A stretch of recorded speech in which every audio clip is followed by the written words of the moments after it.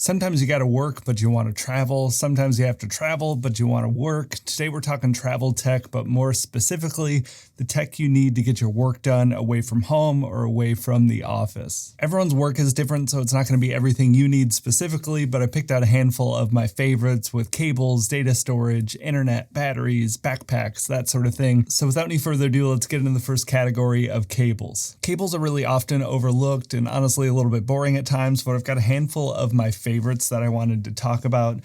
First up, we've got the Magtame, which are magnetic USB-C cables. The Magtame cables are just pretty straightforward USB-C cables, but they're able to roll themselves back up with magnets built into the braided cable itself. They have a handful of different options with 60 watts and 240 watt Thunderbolt cables. They have a variety of different lengths. The braiding that they use seems really high quality. It's held up really well for me for the past several months. All in all, one of my newer favorites.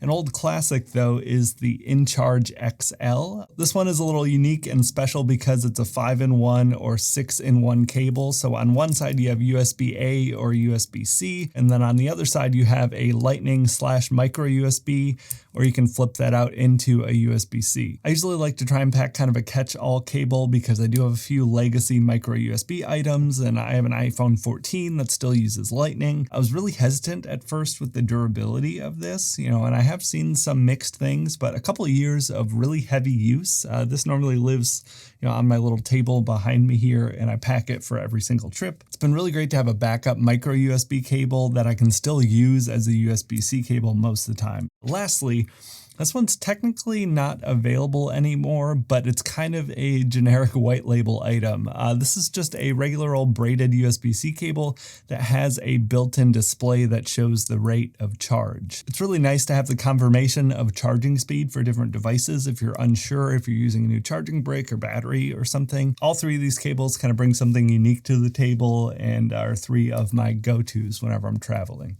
Our next item up on the list is the MOFT Flip Laptop Phone Mount. Been a huge fan of the MOFT Invisible Tripod for some time now. MOFT was kind enough to partner with me on this week's video, and I'm really happy to be checking out a few of their other items. This flip phone mount immediately caught my eye though. It allows you to attach your phone via MagSafe onto your laptop, which opens up a ton of really fun possibilities. The obvious one for me was using your phone camera for continuity calls via macOS. Any way to easily increase your video quality without a ton of extra steps involved is always welcomed. Aside from that though, it's been really great to use kind of as a laptop screen extension of sorts. I'm very spoiled when I'm home with screen real estate working on a 42-inch OLED. Things always get a bit tight when I'm away from my desk. Being able to have my phone in view to watch YouTube or listen to Spotify when I'm working, or have an entirely separate call on my phone while still having access to my full screen and computer is extremely satisfying and much less cumbersome than bringing a whole secondary display or something like that. It attaches with an adhesive on your laptop and folds completely flat when not in use. They also have an adhesive magnetic ring available separately if you want to use it with an Android phone or an older iPhone. One other quick bonus item as well, I've been testing and using their laptop carry sleeve, and it's been great. It's a 3-in-1 design that obviously can carry your laptop around, but also doubles as an angled stand if you want better ergonomics for your mobile setup. It's adjustable to 15 and 25 degrees, has a built-in neoprene storage pocket for any peripherals or charger. Stuff like this is really great if you're only traveling with one bag and you want to be able to leave that bag at your hotel room or something, go out to a coffee shop and get some work done. It's also always nice to have some extra protection and reassurances that your laptop is safe if the interior bag sleeve doesn't have a ton of extra padding. Be sure to check both of these out. I've got links in the description down below. Huge thanks again to MOFT for partnering with me on this week's video. We've got batteries up next. I've got 3 different options that all kind of offer different things, all of which are a little bit higher output to be able to handle laptops and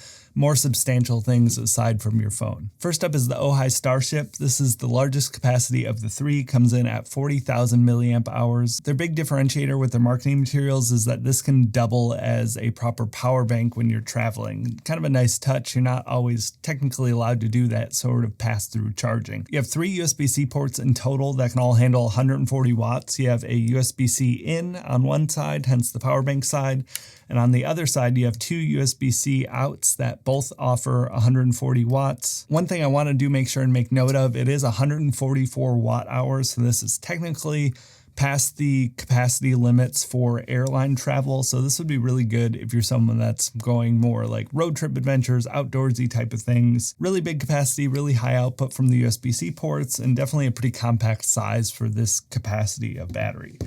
Next up, kind of the opposite direction. This is the Omnicharge 20 Plus.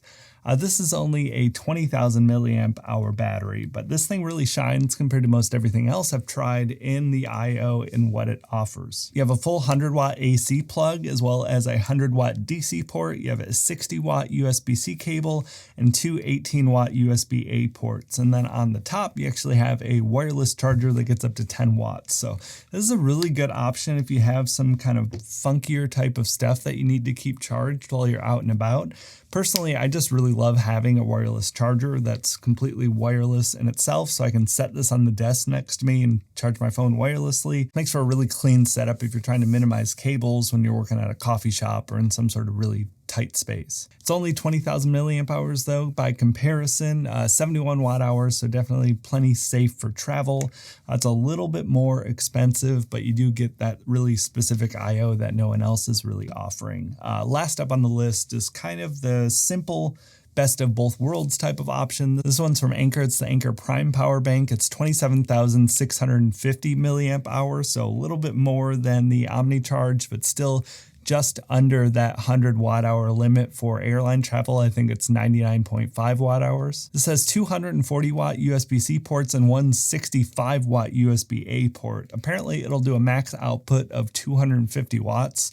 But you can run that full 140 watts for, a 16-inch MacBook or something like that directly out of there. Relatively straightforward. They do have a little charging base available for this one as well. These are three of my favorites right now. All three of them offer something a little bit different depending on what you need. I think one of these should be great for your setup. Next up is a category I've been wanting to get into for a long time. This is the GL.iNet Slate AX travel router. I was pretty late to the party learning about these and have been wanting to check one out for some time. I've been really impressed. Something like this is definitely making it into my travel bag from here on out. It's Wi-Fi 6 compatible, which doesn't seem super common with these little tiny routers. I'd love to see a 6E compatible or even a Wi-Fi 7 compatible one, but 6 is generally going to be enough for most people. It can operate in a few different ways. It works as a Wi-Fi repeater if you want to pick up an existing public Wi-Fi signal. You can plug in with Ethernet directly into the WAN port, or you can actually use the USB-C port here and use a mobile hotspot directly from your phone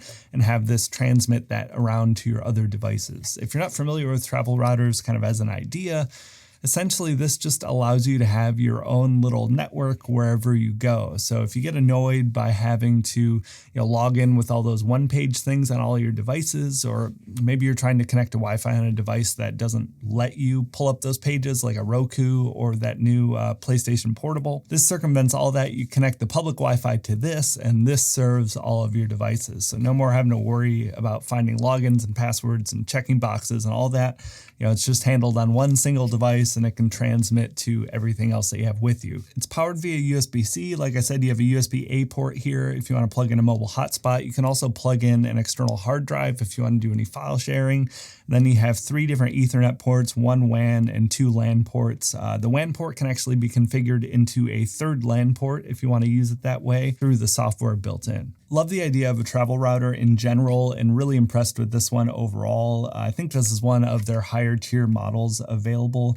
You have these nice retractable antennas on here, very compact, small size, about the size of a power bank or something. Easy to throw in your pack, and that way you don't have to fuss around if you're bringing 4, 5, 6 different devices that need to connect to public Wi-Fi. Next up, we've got data storage. This is the Samsung T9 SSD. I've been using the Samsung T-Series drives for almost a decade now, and they have never let me down. This is the newest one, the T9. I have the 4 terabyte model here, but they have 1, 2, or 4 terabyte options available. It uses USB 3.2 Gen 2, so theoretically it can read and write up to 2,000 megabytes a second. Unfortunately, MacBooks don't support that, so I haven't been able to test it personally. With this on a MacBook though, you usually get around 900 megabytes a second read and write, which is still plenty fast for my needs, even with, multi-stream 4K video editing. On the note of MacBook, since you're not going to be getting the full speed, if you can find a cheaper T7 model, you're going to get the same exact speeds on that. So I'd recommend saving some cash. I picked this up during a holiday sale or something, and it was discounted down to be at or below the price of the T7. So that's why I went with it, and hopefully to future-proof at some point down the road.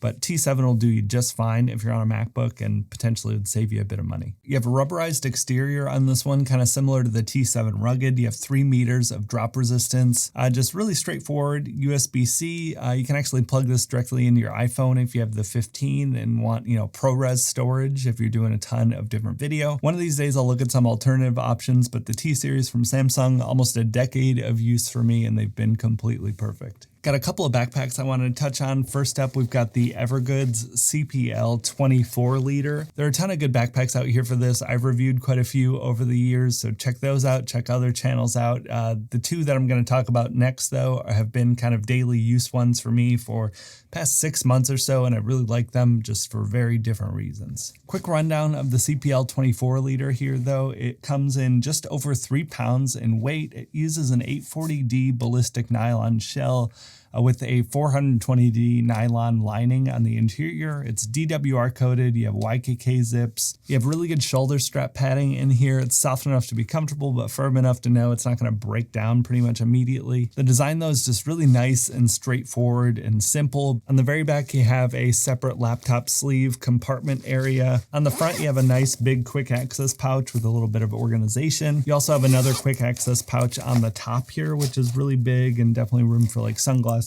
phone, that sort of thing.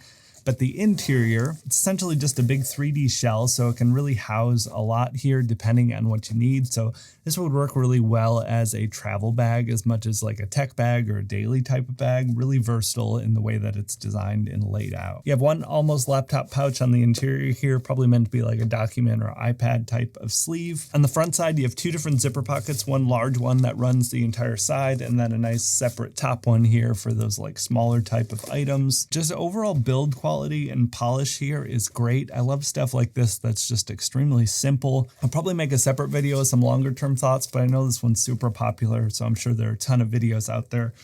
Check it out. I've been very happy with it. As an alternative, if you don't need to carry quite as much, if you're just running over for your mobile workstation to the coffee shop, or if you have a 14-inch laptop or no laptop at all, if you're running an iPad setup, the Able Carry 13 Daybag has been another huge favorite of mine. This one's a little bit too small for me in this specific context. I have a 16-inch laptop. This will only hold up to a 14-inch laptop, but as a daily bag, I've been using it whenever I don't need the extra space from the CPL 24. Comes in at 13 liters, hence the name. It's 1.5 pounds for the weight. It uses an X42 Olive XPEX shell that's DWR coated. Mentioned earlier, it holds up to a 14-inch laptop, but this would be really good, if you're running an iPad setup or just need a quick throw around bag to get around the city, or a personal item bag for the airport. For being so small, there's a ton of organization, and it really fits a lot more than you think it should. Aside from the main compartment, you have 3 separate external pockets. You have one quick access pouch that kind of runs across diagonally here.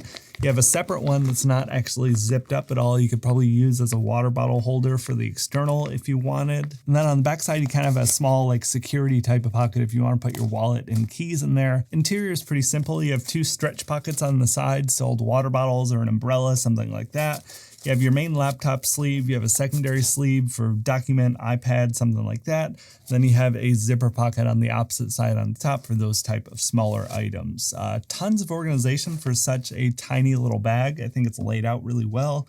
I love how it carries, the smaller size I think would be good if you have a smaller frame as well. But I just really like using this around town as sort of a day bag when a sling is just not quite enough, but a big full-fledged bag is a little too much. Or a personal item on a plane, this would really work well for that too. One last bonus item I want to throw in, always make sure, pop a tracker into your bags. If you're carrying around all this expensive tech, you want to be able to track it if it gets stolen. AirTags, obviously, if you're an Apple user, work great for me. Always good to have a better idea of where your stuff is in case you misplace it or get stolen. That's going to wrap it up for today's video, though. Shorter, simpler one after the last 2 weeks having some giant videos. Thank you all so much for watching, though. I'd love to hear if you have any like specific gear for working while you're away from home, whether it be traveling, down the road at a coffee shop, something like that. What have you been using that you can't live without? I'd love to hear it down in the comments below. Thanks again, though, and I'll talk to you in the next one.